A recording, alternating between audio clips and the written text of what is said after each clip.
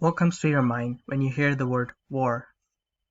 I suppose you would say something like death and bloodshed.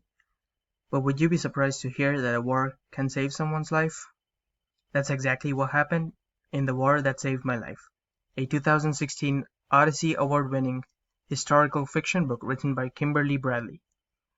Set in World War II London, the story is about Ada Smith, a 10-year-old girl born with clubfoot.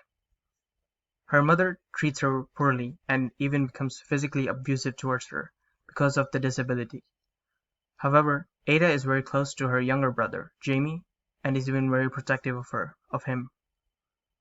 One day in September 1939, an order is passed by the British government requiring all children residing in London to evacuate to the English countryside due to bombing. However, Ada's mother, thinking that nobody would take care of her, doesn't let her leave, prompting Ada to secretly board a train with Jamie to Kent. When they reach the countryside, they find out that nobody in the village wanted to take them because they were dirty.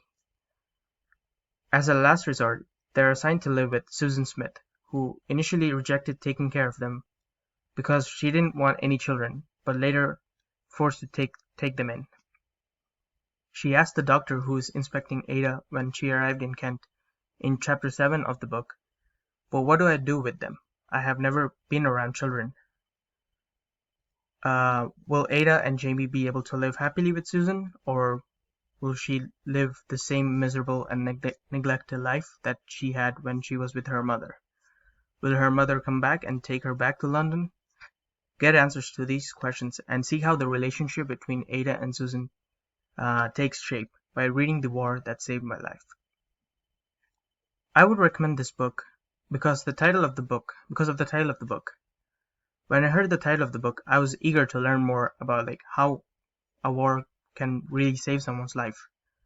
I also liked how the relationship developed between Susan and Ada as the story went forward. It was emotionally very powerful to see the relationship develop between Ada and Susan. I hope that when you will pick up this book, you will also have the same eagerness to read the book and find out how the war indeed saved Ada's life.